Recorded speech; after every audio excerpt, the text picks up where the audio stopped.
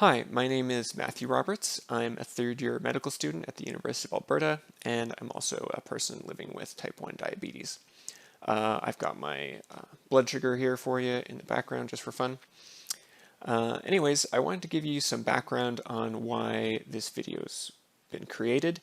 In the course of my studies as a medical student, I encountered a lot of patients with type 1 diabetes, and I noticed kind of two desires that were going unfulfilled for people with type 1 diabetes. The first was more knowledge about the latest research and developments that could be benefiting them.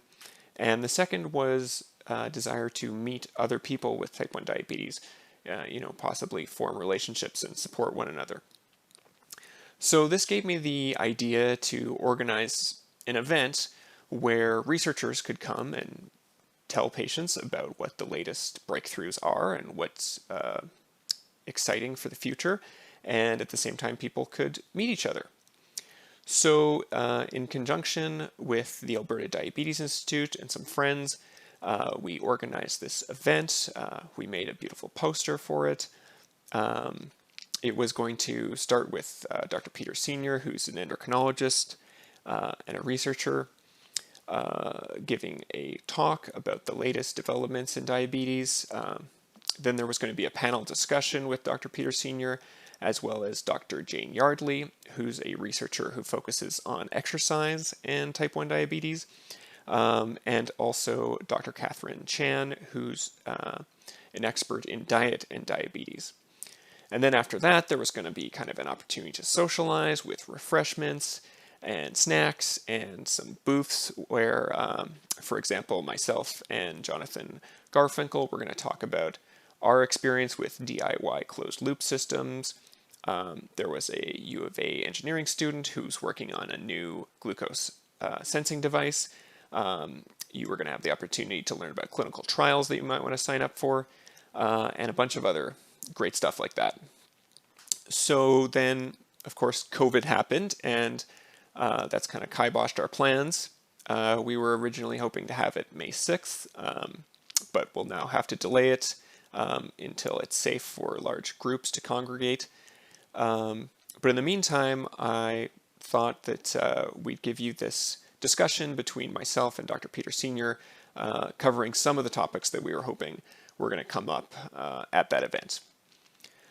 So I'll give you a little background on Dr. Sr. He's originally from the UK, but he moved to Edmonton in 2002 to join the clinical islet transplant program at the University of Alberta. His clinical practice and research are primarily focused around type 1 diabetes, islet transplantation, and diabetic kidney disease. He takes care of patients with a broad range of endocrine disorders and teaches medical students and residents. And in fact, he taught me during my first year of medical school.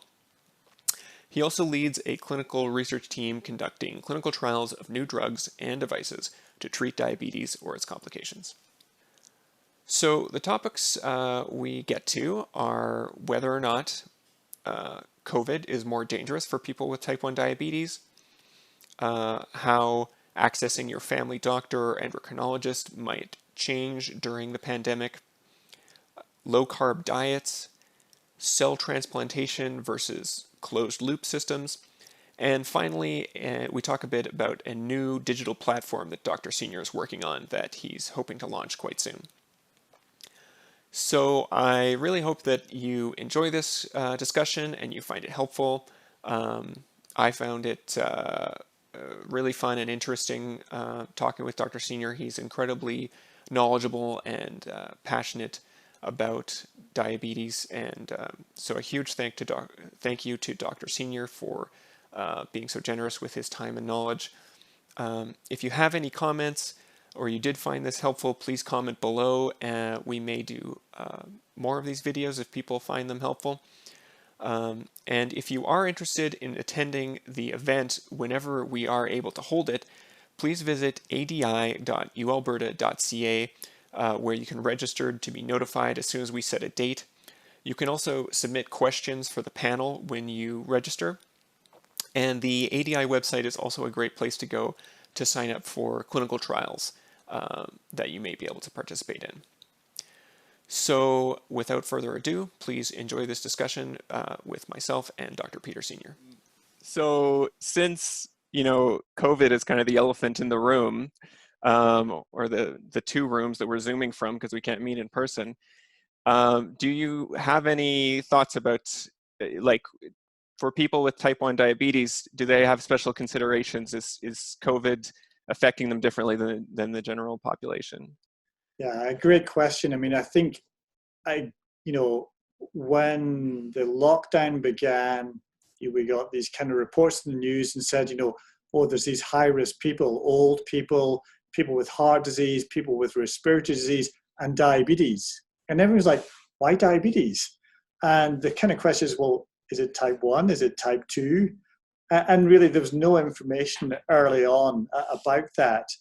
I think as time has gone by, it's become relatively clear that this is older people, predominantly with type 2 diabetes, who've got other comorbidities. And in some ways, it's the fact that they're 75 years old, they've got a bad heart and bad lungs, and they happen to have diabetes. It's not the diabetes per se that's causing the problem. And so I think type 1 diabetes, I think, it's not the diabetes, it's if your body's weakened or sick, either because of diabetes for 40 or 50 or 60 years or other illnesses. But if you are, a young, healthy, otherwise fit person with type 1 diabetes, again, somebody who's overweight with asthma might be at higher risk than you. And I think, interestingly, children with type 1 diabetes, they've not had higher rates of COVID or COVID complications in Italy and Europe and places like that. So I think that's been good news in some ways, but again, there was a lot of anxiety around that. I tried to go back to first principles and sort of work out, okay, well, if you've got type 1 diabetes, your body doesn't make insulin. Should that increase your risk? And in some ways, sometimes we worry about infections because high blood sugars increase risk for infections, but that's usually bacterial infections, not viral infections. Is that because the sugar feeds the bacteria mostly? Or? A couple of things. I think one factor is that high blood sugars will feed the bacteria, but also that high blood sugars stop neutrophils, which are part of the immune system, from working properly to deal with the dirt and grime and bacteria. But the part of the immune system that deals with viruses is the lymphocytes, and it seems that their function is not impaired by high blood sugars. So if you think about the flu shot, well, why do we recommend that people with diabetes get the flu shot? Well, it's more that if they get the flu, it makes managing the diabetes tricky. And if they get admitted to hospital with blood sugars out of control and they've got the flu, if they then get a bacterial pneumonia, it's going to be harder to manage. So I think there's lots of good news. And again, I don't wish to get into too much detail if it's going to bore people, but we often talk about, oh, you've got an autoimmune disease. Maybe your immune system is weak. Maybe you need it boosted. But in fact, the evidence that the immune system in type 1 diabetes is weak is not that strong. And indeed, the autoimmunity is not because your immune system is weak, it's just confused. It's attacking the wrong bit of you. It's attacking your beta cells. It's overactive. It's overactive in some ways, yeah. And actually, one other factoid, people may have heard of CMV or cytomegalovirus. So it's a common virus that's in the environment, and most of us get infected with it at some stage in our lives. But actually, people with type 1 diabetes seem to be much less likely to have been infected with CMV. So when we look at organ donors, I know 60% of donors are CMV positive. If we look at islet recipients with type 1 diabetes, it's maybe only 25%.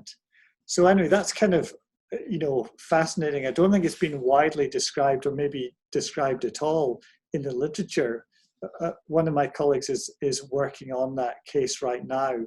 But there may be something about people with type 1 diabetes. It means they don't get CMV infection. Hmm. So the immune system is complicated. That's all I can really say. Yeah, that's interesting. I knew that type 1 diabetes was, or high blood sugar was not good for your immune system, but I wasn't aware that it kind of spared the part of the immune system that dealt with viruses. So that's reassuring, I guess, in this COVID era. Yeah. I think there's been some further cases that have looked at, people admitted with COVID and what their blood sugar looks like and whether that predicts bad events. And there have been some associations, but again, it's a little bit tricky because you could imagine this scenario if you happen to get a really bad attack of COVID and it's really, really stressful for your body, it will tend to push your blood sugars high. But it may be that the severity of the COVID is the factor that predicts the bad outcome rather than the blood sugar. That's just a sort of an innocent, or not innocent, but a bystander to some extent. Mm-hmm, yeah. Maybe a more practical question for more people with diabetes, particularly here in Edmonton, because our rates of COVID are a bit lower. It's just accessing your endocrinologist. Like I have been kind of thinking that I should set up an appointment with my endocrinologist, but I sort of was hesitating to give them a call because I wasn't sure if they're even accepting appointments, and maybe you can just clarify that, how that's happening. Yeah, well, I'll tell you what we're doing, and I think it's similar to what people are doing in other centers as well. Essentially, almost all of our diabetes visits we have switched to doing virtually. So some we're doing by phone, some we're doing by Zoom or other video conferencing means. And it's actually working pretty well. Certainly if you're from out of town and you don't have to drive, you don't have to pay $20 an hour to park, it's a huge advantage. And the nurse was mentioning that she said, hey, the no-shows are much lower because if you call somebody at home, guess what? You've got them. I suppose they could turn their cell phone off. And we actually had one guy whose phone was not charged and we just couldn't get hold of them at all. But that's unusual. So I think most endocrinologists are doing a lot of stuff remotely. The number of new referrals coming in is a little bit lower. Your endocrinologist is not going to be doing so much other stuff. They're not traveling, they're not going to conferences, they're maybe not teaching classes because the classes are all being done virtually. So, if you've got issues or problems or questions, I would just say reach out to your clinic. If you have a clinic and if you don't have a sort of a specific diabetes clinic, get in touch with your family doctor. Certainly troubleshooting around, is my insulin working? Are my doses right? We can really do that quite easily. If you haven't had your eyes examined, you may have to wait to get in for your next optometry appointment, but that's by and large okay. And I suppose the other thing is that if you have an acute problem, if you wake up and you can't see out of one eye, go to the eye doctor. They'll see emergency. That's an emergency. If you have a sore on your foot that gets infected, go and get it seen to. Mm-hmm. I think a lot of people were really anxious about going to the lab to get lab work done, and we didn't want to overwhelm the labs, and that's fine. Right now, I think the labs are running at 30%. So they've got lots of spare capacity. They've got these super protocols, have you coughed and sneezed in the last 2 years? Because if you say yes, you don't get in. But they're staggering appointments so that it's probably one of the safest places to go. Grocery store, maybe not so much. Right. So is there like a backlog with the lab running at 30%, or even with your own clinic? Like, does it take more time to do these virtual visits, or? The virtual visits take about the same time, I think. Some things are a little bit quicker because, it's straight down to business. But there are some logistics about, dialing the number and are they there? And, hey, can I send you this link to open the Zoom chat? And some of the paperwork, because I can't sort of say, here's your prescription. I have to print it out. I have to give it to somebody who's going to fax it to the pharmacy. But generally it's going okay. I think we don't have a backlog that we know about yet. But one of the reasons that we're keen to do as much as we can virtually right now is that I'm assuming that the COVID is not going to cure diabetes. And so That the would be diabetes is nice. still going to be, it'd be nice, but it's still going to be there afterwards. And so we need, if we can sort of do as much as we can, it avoids there being this huge wait Hmm. after. And I think the other good news is that I think we will continue to do virtual visits. And I think it's made Yeah. people really stop and think about, what do we need to really do in person? If you're able to upload your sensor data or link to your cloud data, we have just been terrible at getting that set up in hospitals because, it's the firewall, it's privacy. This is uploading the privacy thing open and forced the health system to get real and get into the 21st century. So I think that might actually be a positive outcome for people after COVID. Yeah, that was going to be my next question. I mean, especially like you mentioned, for people who are kind of in rural areas that really have to travel a long way to come see you. Yeah, so that's exciting. This wasn't supposed to be the part about new innovations for the future, but I guess they snuck in there. Sucking already. Uh, Yeah, I think the other bit with the virtual thing is that a lot of us, I think, certainly in Edmonton, we've been thinking about, virtual classes. Because right. usually, the type 1 class is on such and such a day, and you're going to drive into Edmonton and whatever. And you kind of think, well, actually, why couldn't you do that virtually from the comfort of your own living room or bed or wherever you choose to do it? Hmm. So because we're not allowed to do in-person group teaching, it's really forcing that along. So I think we may see that begin for gestational diabetes just because of the volume. But I think we may see type 1 stuff done that way as well. And there's another project that I'm working on that we might come to later that might be relevant to that as well. That sounds really cool. I would be excited to help set up some kind of online type 1 class. And actually, I've been doing that kind of lines up with a quality improvement project that I've been working on. Um, but moving forward to kind of innovations, one hot topic at the diabetes clinic is always the low carbohydrate diet. And some people, are going on these very, very low keto diets. And I've always kind of noticed a bit of apprehension often with, the dietitians and the endocrinologists about it.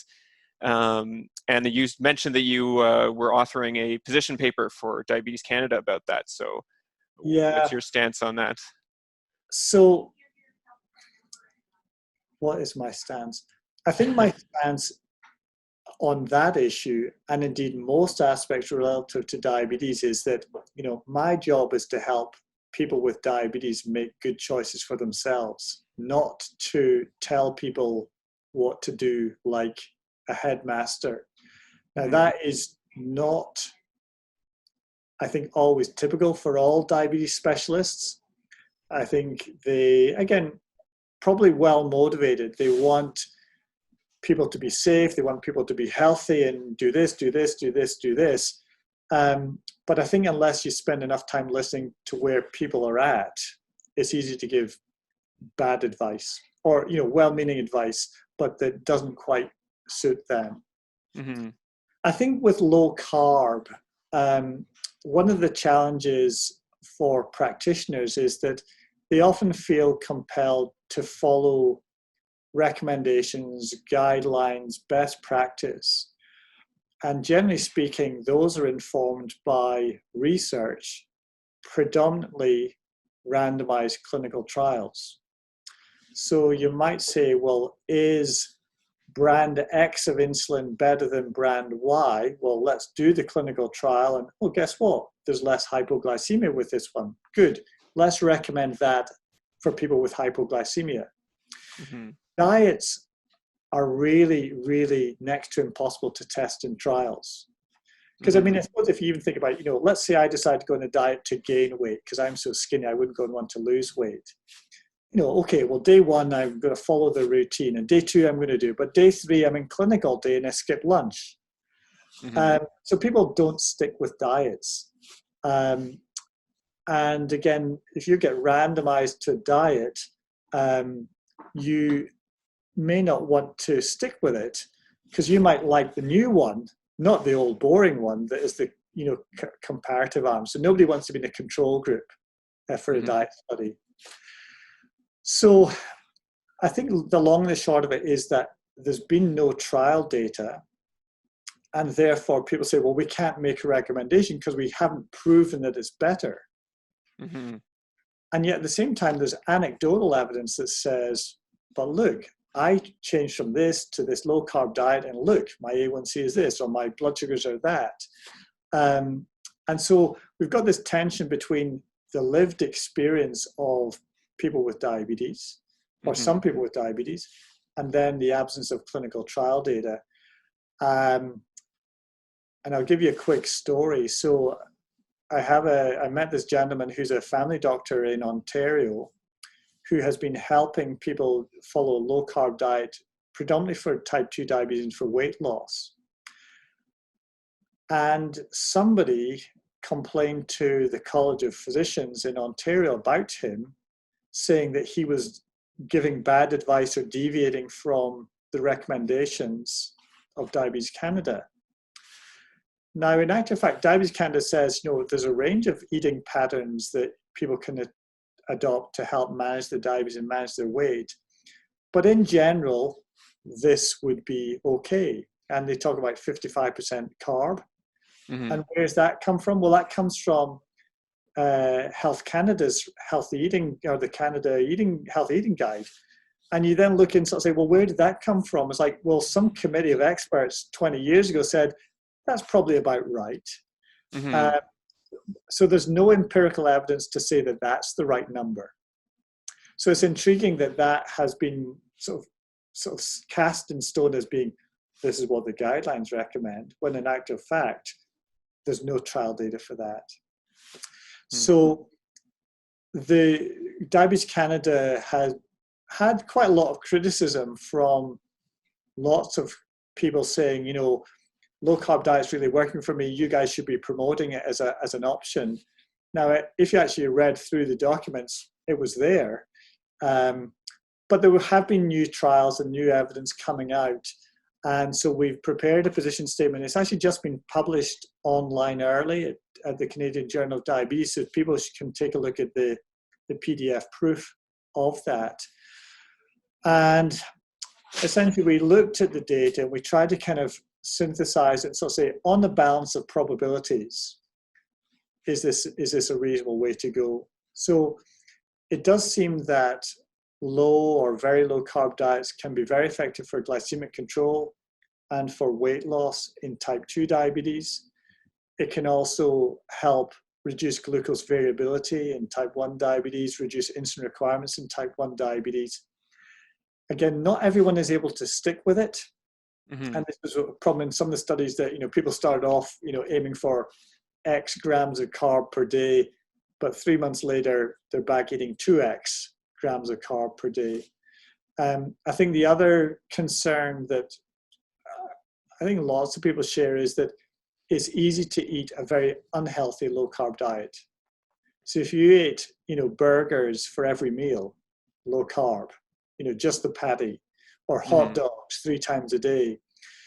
So I think healthy low carb is important. I think plant-based also seems to be a very sort of healthy way to get nutrients and micronutrients without having too much carb in it. But there's no doubt that people who don't eat too much carb at any one time, they don't have such big excursions in their blood sugar levels, and so it's easier for them to manage them. So I personally have a very sort of permissive kind of approach, and sort of say, look, you do your homework, you do your trial on yourself, and it's working for you. I'm not going to stand in the way to stop you. I don't know if that helps. So do you see any drawbacks besides it's hard to stick to? Like, are you worried about people having lows with it? Or, I mean, you mentioned the drawback of people potentially eating an unhealthy low carb diet, but is there anything inherently dangerous about a low carb diet, or? I think it's like anything. If it's done without some care and attention, you there could be some pitfalls that you end up falling into that you didn't expect because, well, Mm-hmm. who would know? I think one observation that I've made over the years is that people who eat a lowish carb diet, and let's say they're thinking about 30 grams of carb for a meal or 20 grams of carb for a meal, Mm-hmm. they need proportionally more mealtime insulin than you might expect for that small amount of carb. Mm. So let's say, and again, I don't wish to get excessively detailed, but for some people this will resonate. But let's say that you've got somebody who is currently eating 80 grams of carb per meal. They take 8 units of human log per meal, 1:10 ratio. If they decided to drop down to 20 grams of carb per meal and assumed that 2 units would always be enough for them, they're probably going to be mistaken. And I think part of the reason for that is that, if you're eating less carb, you've got to substitute it with something else. And some of that something else will be protein. Mm. And if you're eating a lot of protein, you may find that you actually need insulin for the protein. Okay? Right. Because the amino acids can be converted into glucose. So, that person who went from 80 grams with 8 units to 20 grams might find they need 4 units. So then they might be thinking, oh, well, I need 1 unit for every 5 grams of carbohydrate. If they then go out for pizza and say, well, I'm going to be high carb today and use that same ratio, the bolus dose will be way too high. So again, people whose carb intake really fluctuates from low to high, they need to be aware that that sort of relationship between carb content and insulin dose is not sort of a straight line, as it were. Okay. So I think that would be one thing. Hypoglycemia is probably not as big of a worry as you might think of because people are generally taking much less insulin. Mm-hmm. And again, their body's going to shift to using alternative fuels. And so a person without diabetes, if they decide to go on a fast for a week to raise money for charity, their body will just break down fat and protein, and some of those things will be converted into glucose to maintain the blood glucose levels. And obviously, if you've got diabetes and you've got too much insulin on board for what your body needs, you can always have hypoglycemia. But there's nothing particularly magical about carbs. Sure, they're good to treat hypoglycemia, but low carb, I don't think you need to worry too much. I think the other risk is probably around ketoacidosis. So ketoacidosis, doctors worry about a lot. And if you've had a bad episode of ketoacidosis as a person living with diabetes, again, you'll maybe understand why. But essentially, the thing that drives ketoacidosis is that if your body does not have enough insulin, fat breakdown is kind of accelerated. Mm-hmm. Breakdown products of fat normally get metabolized in your liver, but your liver's only got a certain capacity to handle that. And if that gets exceeded, your body can't process those fatty acids, and your body ends up making ketones, which are acidic, and the acidity builds up in your body, and your body doesn't like being acid, and you can get very, very sick with that. Mm-hmm. So if people are on a low carb diet, they don't need that much insulin. So they might be on quite a low dose. But if there's someone which increases their insulin requirements, like stress or illness or exams, they could develop ketoacidosis, much more easily than if they were sort of taking twice the doses because they were eating twice the carbs. Mm-hmm. But my understanding is that as long as they're still keeping a close eye on their blood sugar and it doesn't go high, they're pretty unlikely to go into ketoacidosis. Is that a fair way to look at it? Or? In general, yes. Yeah.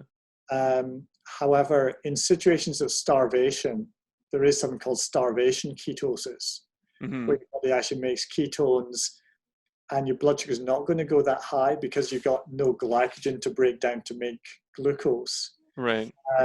So yeah, keeping a close eye and being aware of times when you could be at risk because, oh, I've got the flu, I've got COVID-19, keep an eye on things. The other scenarios, if people are using SGLT2 inhibitors as well, the combination of SGLT2 inhibitor with low carb diet is potentially quite risky for ketoacidosis without the blood sugars going high. And we sometimes call that euglycemic DKA. Right. Now, SGLT2 inhibitors are not licensed in Canada for type 1 diabetes, but they are in Europe. And in the UK, the British Clinical Diabetologist Association recommended that type 1s should all stop the SGLT2s during the pandemic, just in case they got COVID and went into ketoacidosis and didn't realize, et cetera, et cetera. So in some ways, I thought that was maybe slightly overcautious, but they've got a lot more COVID than we do. But again, just perhaps underlies the kind of the potential risky combination of low carb, SGLT2 inhibitor, and any infection. And I've had, I would say, at least 2 patients who've run into problems with that. And with low carb and SGLT2s? Yeah, and if you throw the looping on as well, that's another thing, because the algorithm only depends on the blood glucose to direct the algorithm. When in fact, the ketones might be the thing that needs to derive the action if somebody were to get sick. Right. So complicated.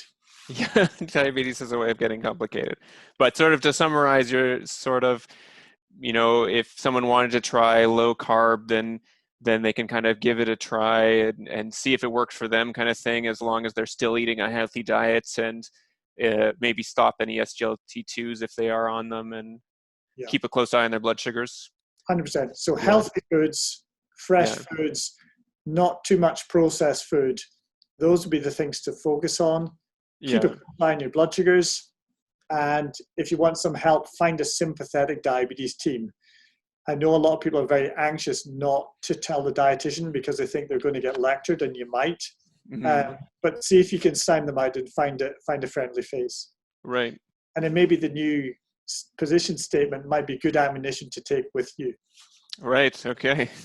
Yeah, I've kind of attempted low carb at periods with varying success. Every once in a while, it's nice to eat some chocolate cake and stuff like that. Carbs are quite magical in some ways. Yeah. I don't know if did we talk about that book, Bright Spots and Landmines? Yeah, I haven't read the entire book, but a lot of it, I know he tries to stick to about 20 grams per meal. Yeah. And I think when I've heard, this is a guy called Adam Brown from Diatribe. So he certainly follows a low carb diet. And I think he has lots of small meals, or he spreads out the carb into small chunks over the day.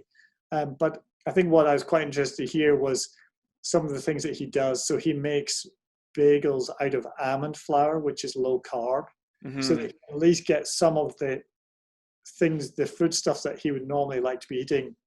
And there's some Japanese noodles, which also are low carb as well.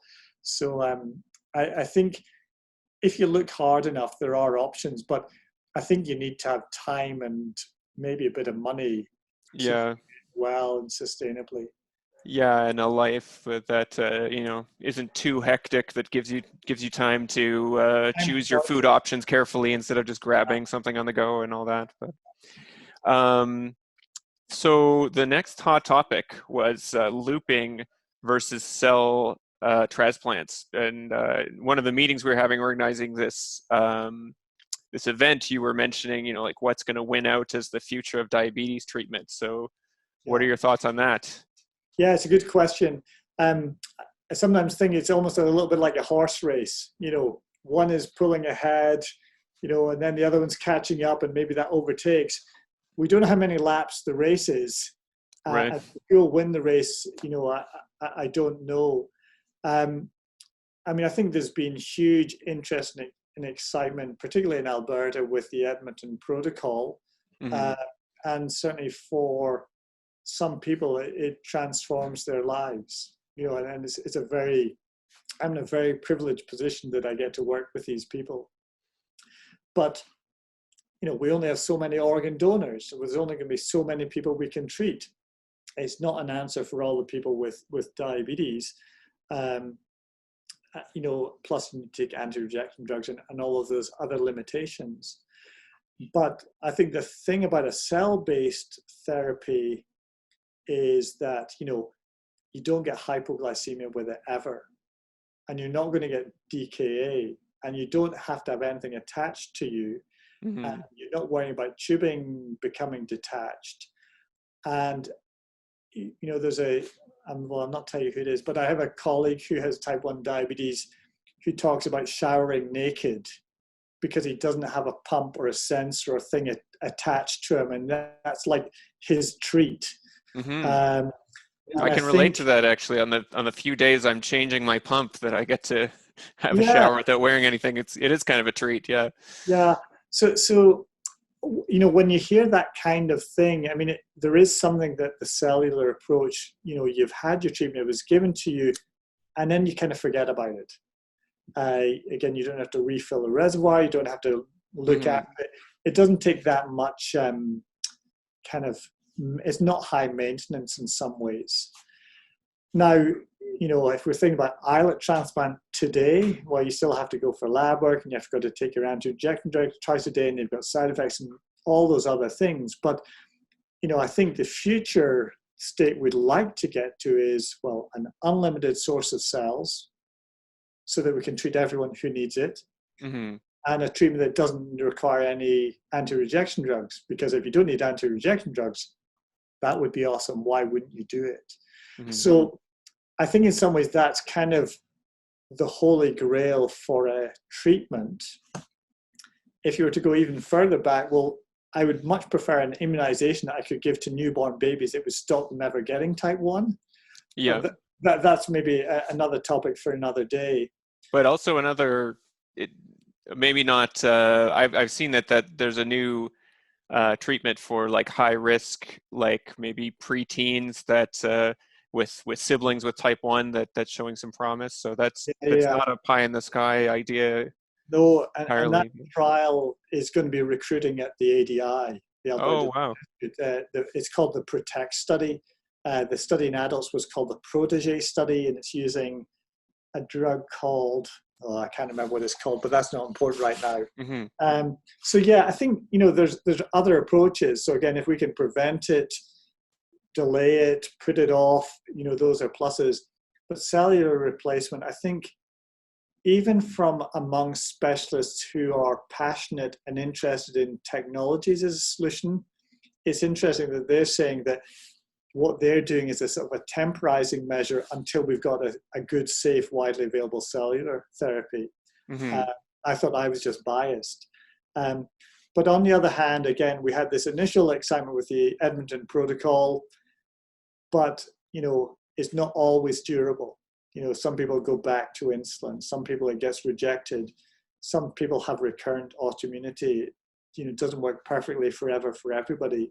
Mm-hmm. And in the meantime, we've had huge advances in sensing technology and pump technology. We've got commercially available hybrid closed loop. We've got do-it-yourself artificial pancreas. And for many people in the type 1 community right now, looping and going down that direction, that actually is ahead in the race versus cellular replacement. Because again, if you're doing a half decent job of looking after your diabetes right now, you probably aren't bad enough to need an islet transplant. Mm-hmm. So that's not an option. But looping could certainly give you some advantages over maybe what you're doing right now. And so I think the looping bit has gone from being pretty fringe, techie only, you need to know what a soldering iron does, and really kind of out there and unusual, to really shifting to being or becoming mainstream. Mm-hmm. And there's been a number of conferences where people living with diabetes who've worked and developed their own systems are presenting their data, they're publishing their data, they're publishing their experience and comparing it with conventional treatment. Now, it's obviously a selected group of people. It's people who've chosen to do it. But nonetheless, if they're saying this was me before and this is me after, it's better for me, awesome. And again, I would take that permissive kind of approach. If you know Mm-hmm. what you're doing, if you're careful, you're thoughtful, what's the worst that happens? You decide to stop using it, go back to what you're doing before. So we, try to play a cautiously supportive role. It may not be for everybody, but if you look before you leap, it's your diabetes. You have to live with it every day. And if this helps you manage your diabetes better, Mm-hmm. go right ahead. Yeah, well, I've been using the Android APS kind of DIY looping system, and I found it works really well, especially for like managing my blood sugar overnight if I have a big dinner or something like that.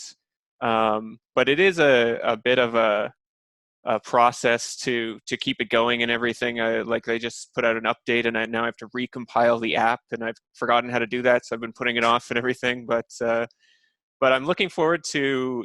I think it seems like there's maybe 4 or 5 different like actual commercial hybrid closed loop systems that are going to come on the market in the next few years, and I'm looking forward to getting kind of a commercial product which might be a little Yeah, slicker. yeah. And Yeah. I think it's the DIY community that has actually forced the hand of the manufacturers. Hmm. So this "we are not waiting" hashtag, there's been quite a powerful voice to accelerate development. There's a technology company that will remain nameless that have been a bit famous for keeping their diabetes products very much in a walled garden.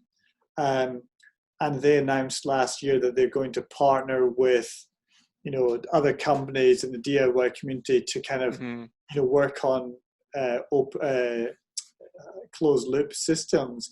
And a lot of us were thinking, I never thought they would ever do that, but they're doing it because other people had started doing it. And again, people are voting with their feet. And if they decide to use the competitor's sensor and the competitor's pump, and that they'll just lose market share. So it's not altruistic in that sense, I don't think. Yeah. But I'm really pleased that things are accelerating. And I think my biggest frustration at the moment is really about access and coverage. Because again, if you don't have coverage for sensors, glucose monitoring, this is not going to be something you can afford to do sustainably. Right. Yeah. Yeah, it seems like interoperability has become a new buzzword for diabetes technology, that everything's going to work together. So that's, yeah. Yeah, and if they can have a common standard, it's a bit like, things like Bluetooth. And, when everyone had their own system, it was chaotic. And so I think the idea that things are working together is really exciting. And actually, I don't know if you saw this stuff. So Cambridge has been one of the centers which has led the way with some of the closed loop technology. So they've actually now got a sort of full closed loop system that they've licensed and you can download in the UK. I think the user fee is something like $70 a month or something like that. So it's not inexpensive. As much as I'm liking my closed loop, I'm still hopeful that at some point, even for someone who's doing a reasonable job of managing their blood sugar, with the existing systems, that at some point you'll work out how to replicate beta cells out of my own stem cells or something, and just put them inside me, and it'll be like I never had diabetes in the first place or something, or muck about 100%. with my immune system in some ingenious Yeah. way. Yeah, no, there's lots of excitement and lots of potential. I think the challenge is that, of course, it's really easy on the back of an envelope to kind of say, oh, we should do this, but it'd Hmm. be much, much harder. But we can take human stem cells and make them into beta cells. We can cure mice with that. The Hmm. human experiments are ongoing, and they are now detecting C-peptide in the blood from these stem cell implants. So that's not insignificant as a step forward. Hmm. Um, the sort of taking your cells, maybe a skin biopsy and making them into stem cells, which can become beta cells. Again, that technology exists. It's harder to do this, what we call induced pluripotential stem cells. The efficiency is much, much lower. So not every time you do it, does it work out. But again, it's been demonstrated in animals. There's going to probably be some ethical issues in humans. And the other question is about overcoming the autoimmunity. If your body didn't like your beta cells the first time around, why would it like the reinvented ones from your skin cells? It might recognize them as being distasteful somehow as well. But again, we're learning more about the immune system. Yeah. Tools to manipulate that too. I mean, I guess the phrase I've heard a lot is that diabetes has been cured several times over in mice. So it's important for people to realize that a research scheme, is not a guaranteed cure in X number of years. But I think I would hope that people with diabetes will be at least reassured that there are hopes for the future that are being vigorously pursued by some dedicated researchers, including here in Edmonton. Yeah. I think that's a fair comment. I mean, I tend not to use the C word, the cure word, because a lot of people with diabetes have been really upset because they were told 30 years ago there'll be a cure in 5 years. Yeah. I think progress in medical science has not been fair or equal. Some things in cancer treatment might be one example. Childhood cancer used to be fatal. Now people are being cured and living to die of old age. Diabetes has gone much slower. On the other hand, I think the technology has really accelerated recently. And I remember when I was kind of a resident in diabetes, quite a long time ago, there's something called the Gluco Watch. And this was the first sort of external continuous glucose monitor that was developed. It was about the size of an iPhone that you wore on your wrist. It had these gel electrode pads underneath and basically gave you a third-degree burn when you wore it. Wow. And it was hopelessly inaccurate. So, I mean, you'd be better tossing a coin or rolling a dice to guess what your blood sugar would be. And I was really because of that bad experience, I was really skeptical about whether sensing would ever be, whether it would come to fruition. And then we had some of the other ones that came out early and, they were a bit unreliable and they were over-marketed. They didn't reliably perform. But right now, you've got things that don't need calibration. They're super accurate. They're accurate enough to dose on. They're maybe better than a finger stick in some circumstances. Huge, huge advances. So it's difficult to predict what the winner's going to be. And again, I think it's this neck and neck race. This one's ahead, that one's ahead.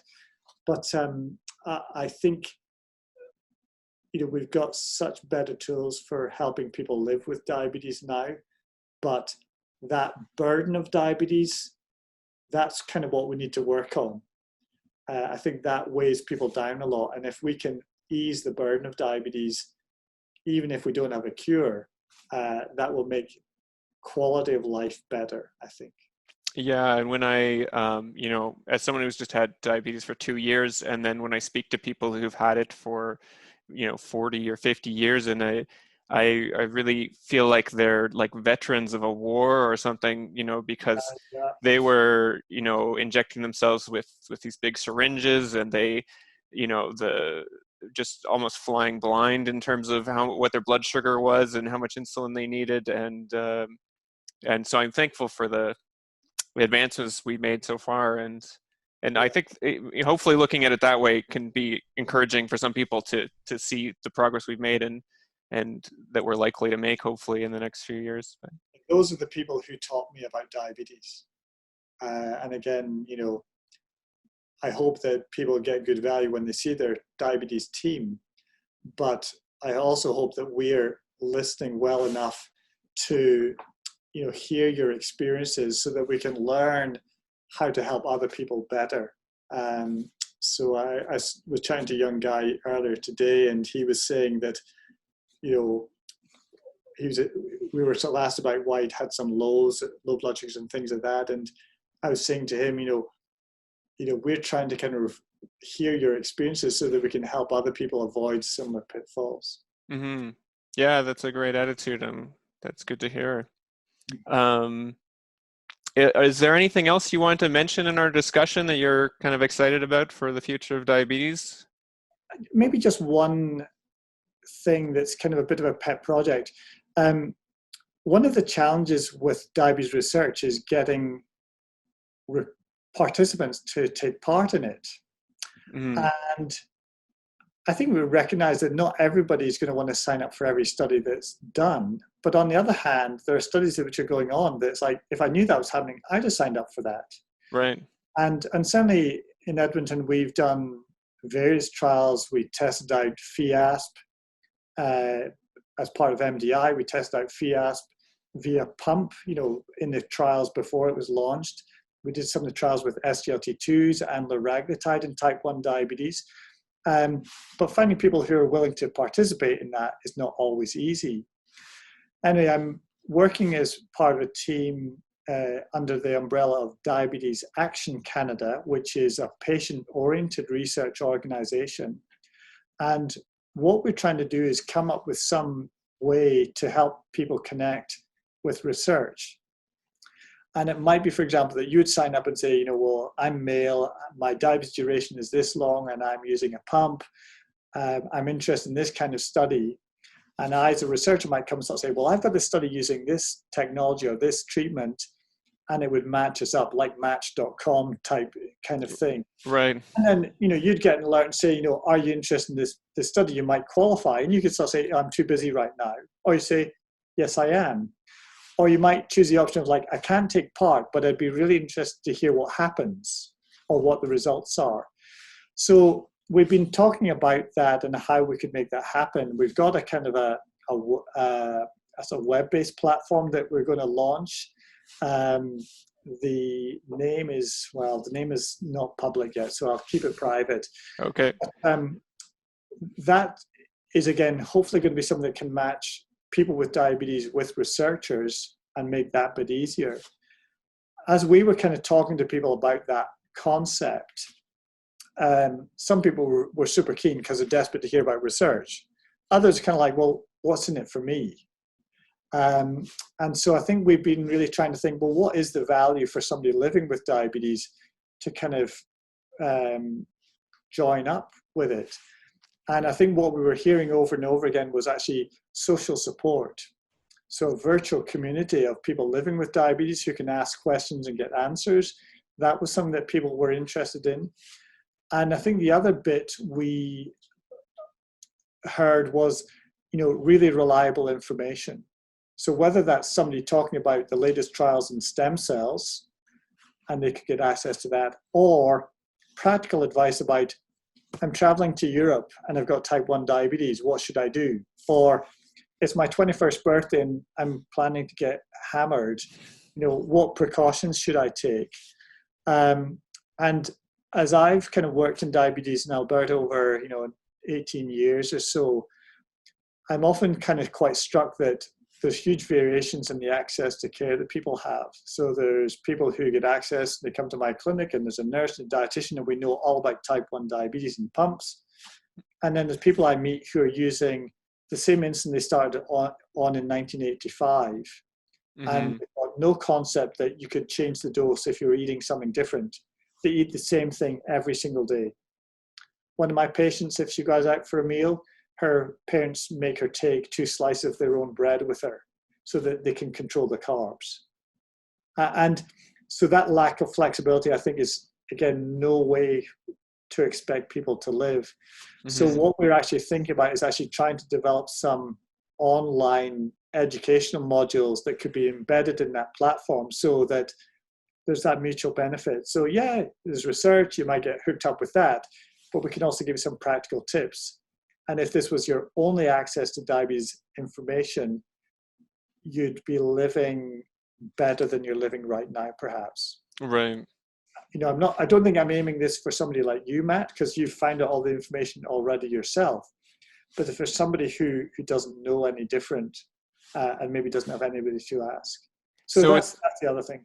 So it's kind of an online platform to connect people with type 1 diabetes, let them know about research trials they can be involved in, and also hook them up with latest information to manage. Yeah. Yeah, that's Yeah, yeah, that's an exciting idea too.